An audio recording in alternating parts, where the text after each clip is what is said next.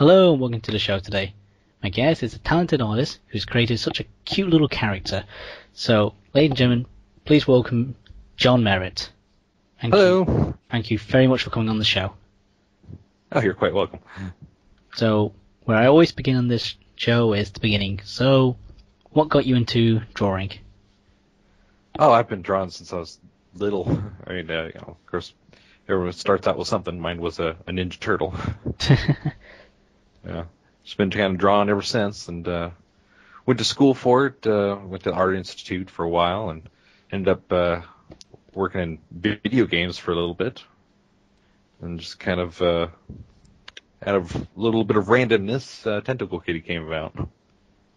I'll say, so where did the actual idea of Tentacle Kitty come from? Because it's so strange yet adorable at the same time.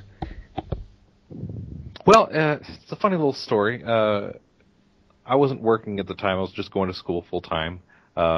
My fiance then, my now wife, she was working down at an electronics store, and I was waiting to pick her up. So I was down at a local 24-hour restaurant with my laptop, and I was like, I'm going to make something really cute for my fiance.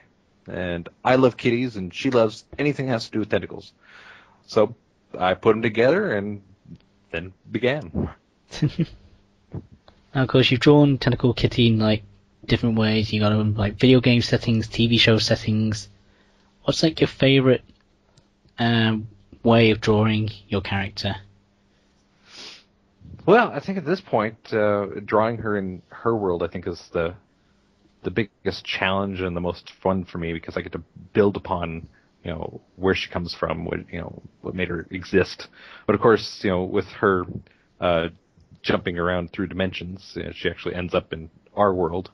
It kind of opens up that every single different, video game or movie reference or whatever is all canon, because she can just drop into that dimension at random.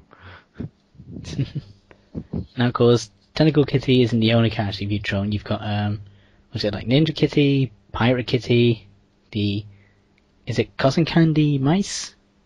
Yes, yeah, that's actually her favorite food. So where did these ideas just come along with Tentacle Kitty as she went along?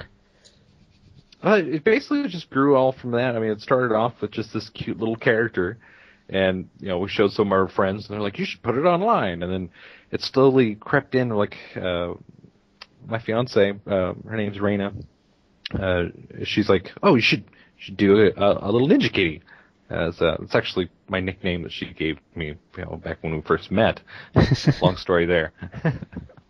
Yeah, but I made Ninja Kitty, and then we're like, oh, well, they should totally meet when Tentacle King comes to our world. And we started building up this story, and as we're building up all these just random pictures that, different references for video games and all that, we started building up this story in the background, and we're like, we should totally have a comic.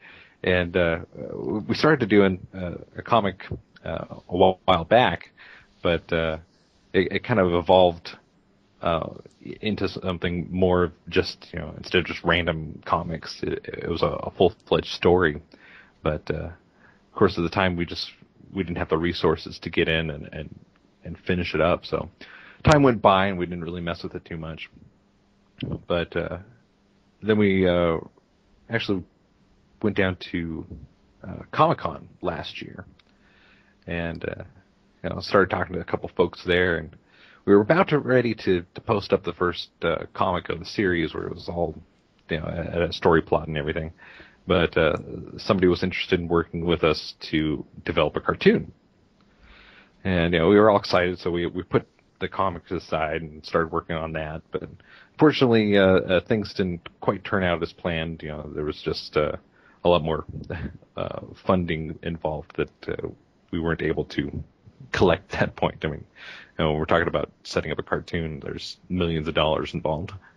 But after we realized, okay, well, we're not there yet, we started building up the comic, and we had already a much more evolved story based around that. But Yeah, it just helped with the comic and all that, and of course the new characters. The rat-tailed unicorns. It was supposed to be some antagonists you'll actually see later on in the comic. The cotton candy mice. They were just these silly little things. We started a discussion about like, what would Tentacle Kitty eat? I came up with this thing. And I'm like, oh, well, what about humans? I mean, they look like cotton candy. What if they eat them? It's like, oh, well, they turn them into zombies for 24 hours. Yeah, that's a good idea. So just kind of evolved it from there and just kind of went back and forth and jumped around. So, yeah. So now you got the stories, of course, your fan base is starting to grow as well. So, what's your reaction to, well, the fans' reaction? Oh, it's fantastic. I mean, it keeps us going. Like, if it wasn't for our fans, we probably would have stopped years ago. We were doing the cute little comics at first, or like little cartoons, little one-liner things, just for the fun of it. We're like, oh, that's funny. Let's put it up there. And then the fans, they grew more and more, and they're like, oh, we want to see more stuff. Let's do more video game stuff, more of this stuff. So we're like, oh, okay, let's do it.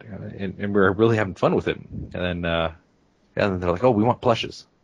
I'm like, what? We have no idea how to do plushes. So, it took us about a year trying to figure out some way of doing the plushes. Originally, we were trying to get them made in the U.S., but unfortunately, couldn't get anybody in the U.S. to do it. Yeah, they're just like, oh no, if we make plushes, we do it for our own. We don't do anybody else's. Why would we do that? So we ended up going to China and working with a manufacturer over there. And it took about, what was it, 12 or 13 different versions of the original Tentacle Kitty to get the prototype finalized and ready for production. So, what was it like for you when you actually held one of these early plushies? How did that feel for you? Oh, it's fantastic. I mean, seeing the first one was just really neat. But as soon as we got our first shipment in, like, we literally had 1,000 Tentacle Kitties lying around in boxes. And at first it was kind of surreal, but then of course I got one, my wife got one, our two kids got one, and so we had these Tentacle Kitties lying around, and every now and then, even now, after 2 years of having them here, I still stop and look at these. I'm like, I made this creature for my wife almost 4 years ago now, and here it is in a plush form. And, see pictures, people sending us on Facebook, and it's almost humbling to know that there's a Tentacle Kitty out there, like, making somebody's day. It's a neat feeling. Going back to the fans, of course, with such a fan base comes fan art. So how does that feel for you when you start seeing like people drawing your character in their own unique ways? Oh, it's fantastic. Like, it's hard to describe the feeling because, like, this little critter that we came up with, and people spend their own time making their own version, their own take on it. Like, it's really neat. Like, and like, there's some from,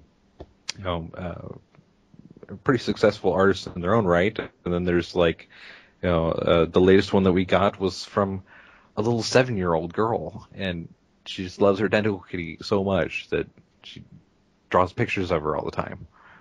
Oh. Yeah. So, when people ask me what I do for a living, it's not that I make a brand or, I make this little Tentacle Kitty. I make smiles. That's a good way of putting it. Yeah. No. One thing that I noticed on your DeviantArt is that you got a little announcement saying that Tentacle Kitty is going to be appearing in the game Starbound. That's a funny story, actually. We'd love to hear it. Yeah, yeah. Now, at this point, I'm not sure what the current status of it is. It started off like I was really interested in Starbound. I was into Minecraft and stuff, and I played Terraria a little bit.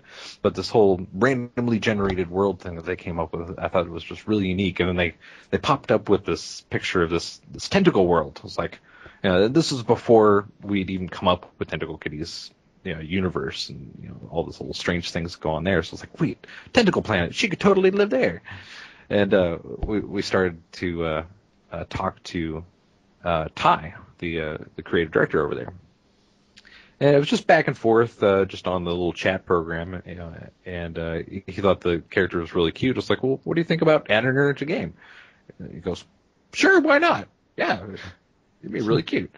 So, actually, I worked on making a little sprite sheet for her and all that, and coming up with kind of how she looks, how she animates, all that, and sent it over. And then hadn't really heard anything about it, nothing about it. And a while back, I checked up on it and checked with some of the other people that were developing the project, and they're like, "What? I have no idea what you're talking about." But go back and talk to Ty, and he's like, "Oh yeah, it's all still planned." So I mean, as far as I know, Ty plans on adding her in. As far as the rest of the dev team over there knows, I have no idea.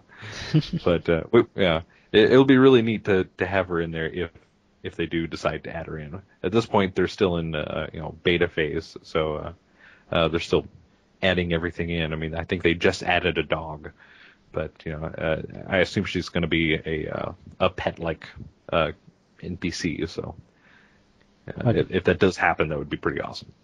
Well, I can definitely say if she was added in, I would be searching every tentacle planet looking for her. Just so I can have me on. Definitely me too. We originally talked to him to see if maybe we could get like a special variable where you could actually have her basically you could pick her up, put her into your inventory, and put her on your back and have her as a backpack. Aw.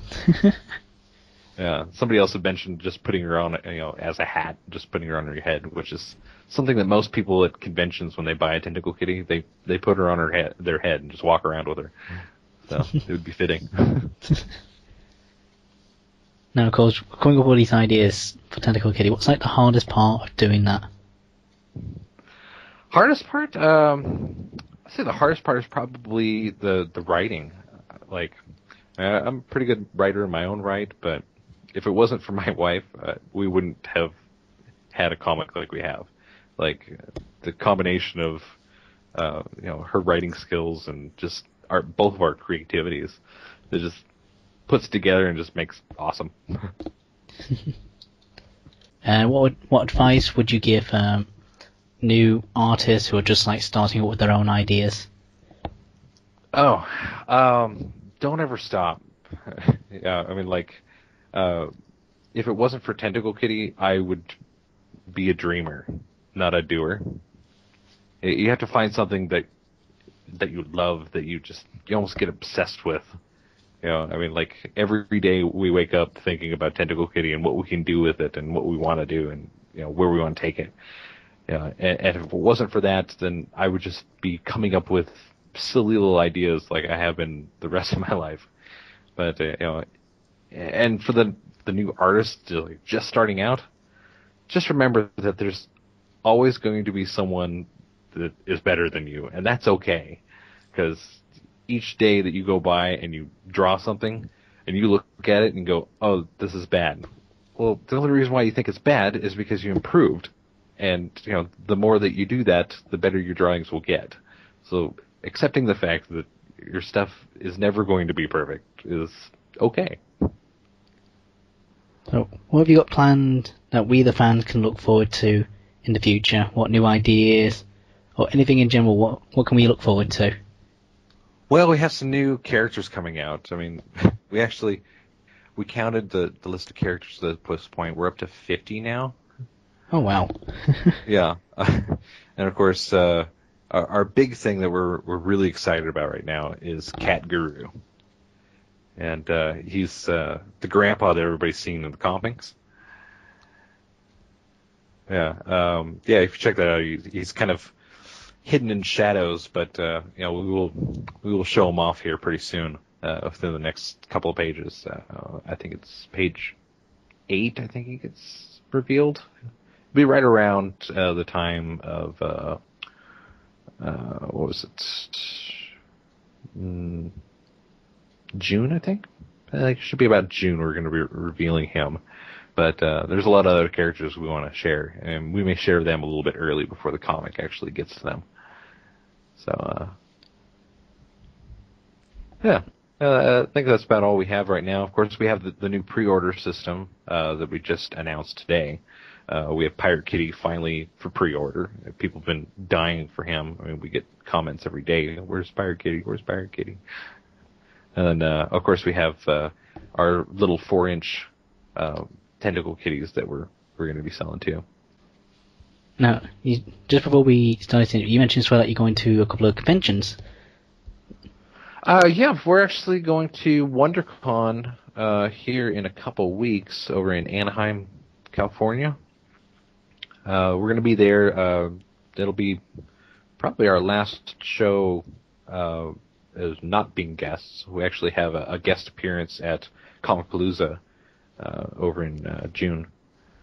So is that June? Jeez, I don't even remember. Maybe it's May. That's right at the end of the May. It's May 23rd through 26th. Yeah, we're guest appearancing there. That'll be our very first guest appearance, so we're pretty excited about that. Oh, nice. Well, I can definitely say that everyone will be looking forward to that, and sadly that's all the time we've got. So thank you very much for coming on the show. You've been a terrific guest. Yeah, no problem. It was my pleasure. Ladies and gentlemen, John Merritt. And I've been Caboos15. Catch you next time.